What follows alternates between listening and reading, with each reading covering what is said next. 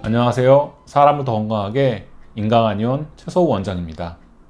환절기만 되면 손끝부터 시작해서 손바닥까지 허물이 벗겨지듯이 살에 껍질이 벗겨지는 아이들이 제법 많습니다.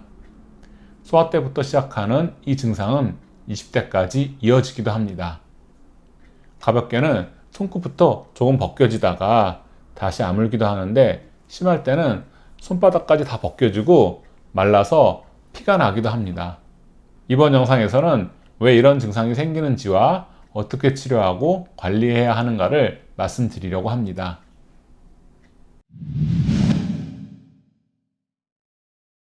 한참 성장하는 소아와 청소년의 경우에는 모든 장기가 함께 성장하고 있지만 그 중에서도 심폐가 가장 큰 역할을 담당합니다. 나무에 비유해 보겠습니다. 겨우내 잠들어 있던 나무는 봄이 되면 싹을 틔우고 그 잎을 펼칩니다. 잎이 커지면서 활발하게 강합성을 해서 나무는 여름 내에 무성하게 자라게 됩니다. 그리고 가을이 되면 잎이 떨어지고 성장이 멈추고 겨울잠을 준비합니다. 소아 청소년기는 1년 중에 봄과 여름에 해당합니다. 봄, 여름에 잎이 자라면서 본격적으로 성장을 하듯이 우리 몸에서는 심폐가 커지면서 성장을 이끌어갑니다. 그만큼 성장기의 심폐는 과로하게 되는 것입니다. 그런데 환절기가 되면 일교차가 심해지면서 우리 몸의 체력이 떨어집니다. 이러한 일교차의 영향을 가장 먼저 받게 되는 기관은 바로 순환계인 폐와 심장입니다. 즉, 심폐가 피곤해지는 것입니다. 그래서 소아 청소년기에 일을 많이 하는 심폐가 환절기를 만나면 그만큼 더 지치게 됩니다. 소아 청소년들이 환절기에 비염을 비롯한 각종 알레르기성 질환에 취약해지는 이유를 여기에서 찾을 수 있습니다. 이렇게 심폐가 지치게 되면, 즉 순환기인 심폐의 기능이 떨어지면 우리 몸의 말단인 손에서는 어떤 일이 일어날까요?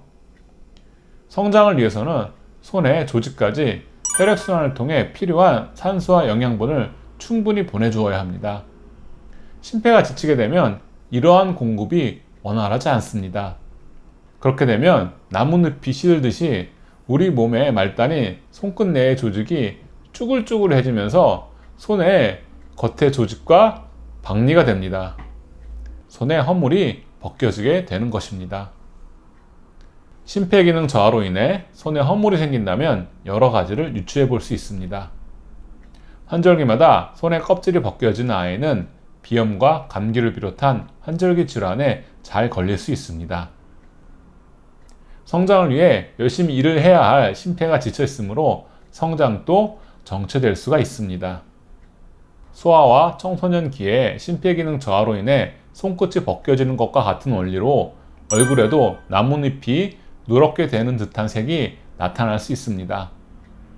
문제의 본질이 되는 심폐기능 저하를 치료하면 손끝에 허물이 벗겨지는 증상을 비롯한 여러 가지 위의 모든 증상이 동시에 해결됩니다. 한방에서는 이를 위해 심폐기능을 직접적으로 개선하는 팔물탕과 비위를 보해서 심폐의 기능을 보충하는 보증기탕, 이기순양탕 등의 처방을 사용합니다.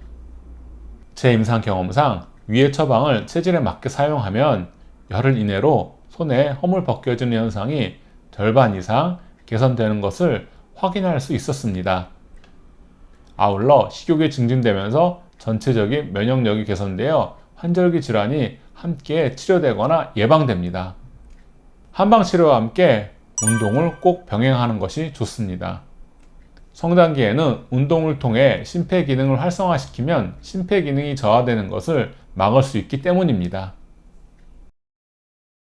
지금까지 소아 청소년을 중심으로 손에 허물이 벗겨지는 증상이 생기는 이유와 치료에 대해 말씀드렸습니다. 손끝과 손바닥까지 허물이 벗겨지는 증상 자체도 문제지만 이 증상이 원인이 되는 심폐기능 저하는 소아 청소년의 건강관리와 직결됩니다. 혹시 아이가 이러한 현상으로 환절기마다 고생하고 있다면 꼭 치료해 주시길 바랍니다. 지금까지 영상을 시청해 주셔서 감사합니다.